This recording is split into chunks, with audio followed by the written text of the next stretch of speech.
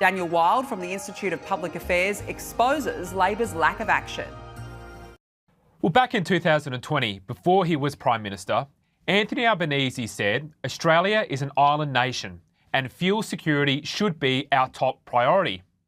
We agree, Prime Minister. But what is it that you have done since becoming Prime Minister?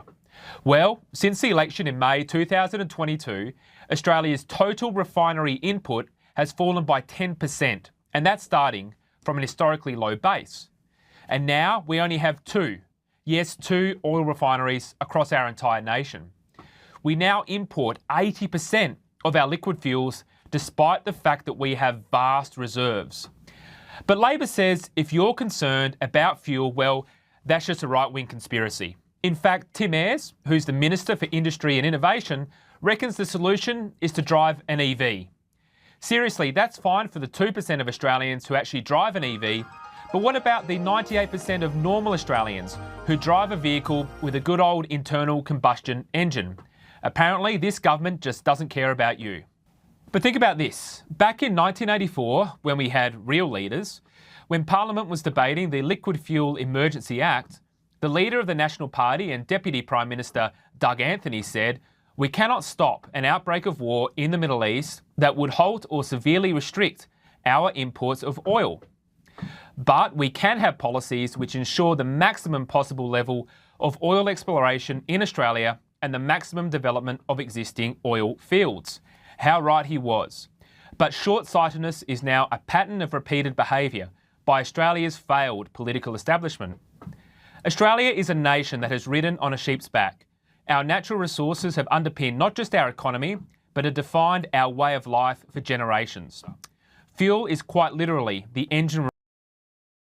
If Anthony Albanese told you the house was not on fire, but you could smell smoke, see flames, and your eyebrows were already gone, would you believe him? Because that is essentially what just happened to every Australian driver filling up at the Bowser. The Prime Minister stood before the nation and declared Australia was well prepared for the international oil crisis. Meanwhile, petrol prices were soaring, pumps were running dry across the country, and the government had quietly started raiding its own emergency fuel reserves. Well prepared, sure, mate. Before we get into just how deep this rabbit hole goes, do us a favor. Hit that subscribe button and smash the notifications bell, because if the government will not keep you informed, the Australian mind will. Now, let us back up and talk about what is actually happening here, because the gap between what Albanese said and what Australians are experiencing at the servo is nothing short of staggering. The conflict in the Middle East has tightened global oil supply, and Australia, a nation that imports the vast majority of its fuel, is feeling every single squeeze. So what did the government do? It tapped into its minimum stock obligations, 20% of them to be precise. That is the emergency fuel buffer, the reserve designed for exactly this kind of crisis. And they burned through a fifth of it without so much as a press conference that acknowledged the word problem. But here's where it gets worse, and trust us, it does get worse. As of March, Australia's MSO holdings sat at just 36 days of fuel supply. 36 days! The International Energy Agency requires member nations to hold a 90-day reserve. That is the global standard, the baseline, the bare minimum expectation for a developed economy that wants to be taken seriously on the world stage. Australia has not met that standard since 2012, not under Labor, not under the coalition. Over a decade of governments looking at that number, nodding politely, and doing absolutely nothing about it. The country has been operating on a fuel tightrope for 13 years, and now the wind has picked up. Enter Shadow Energy Minister Dan Tehan, who has decided that someone, finally, needs to say the quiet part loud. Speaking exclusively to Sky News, Tehan did not mince words. He said the world order as we knew it, the rules-based international system that Australia built its foreign and energy policy around, has effectively disappeared. That is a serious statement, and it deserves a serious response. Tihan is calling for an immediate review of the Fuel Security Act 2023, the legislation under which Australia's stock obligations are actually governed. His argument is straightforward.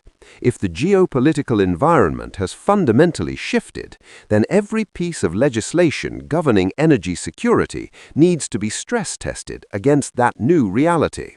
What was fit for purpose 5 years ago may be dangerously inadequate today. And then there is the safeguard mechanism, the Albanese government's flagship emissions reduction policy, which Tihan has labelled a regulatory burden on the very companies responsible for refining and producing fuel in Australia. Now, you can have a debate about climate policy all day long, but when the country has 36 days of fuel left in the tank and pumps are going dry, layering compliance costs onto energy producers is the kind of policy timing that makes your head spin. Speaking of production, here's a fact that should genuinely alarm every Australian. This country, the 5th continent on the planet, currently operates exactly 2 oil refineries. 2. Viva Energy's facility in Geelong and Ampol's Lytton refinery in Brisbane. That's the entire onshore refining capacity of a nation of 26 million people. Tihan pointed out that Australia used to maintain fuel storage depots in virtually every major town across the country.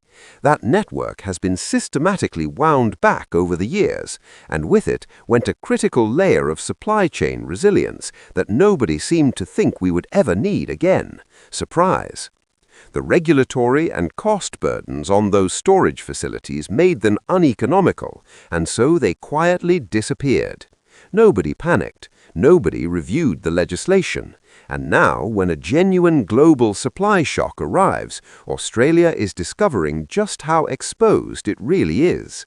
Albanese called it well prepared, Tihan called it a wake-up call, and somewhere in between those two positions, Australians are queuing at petrol stations, wondering how a country sitting on enormous natural resources managed to be caught this flat-footed.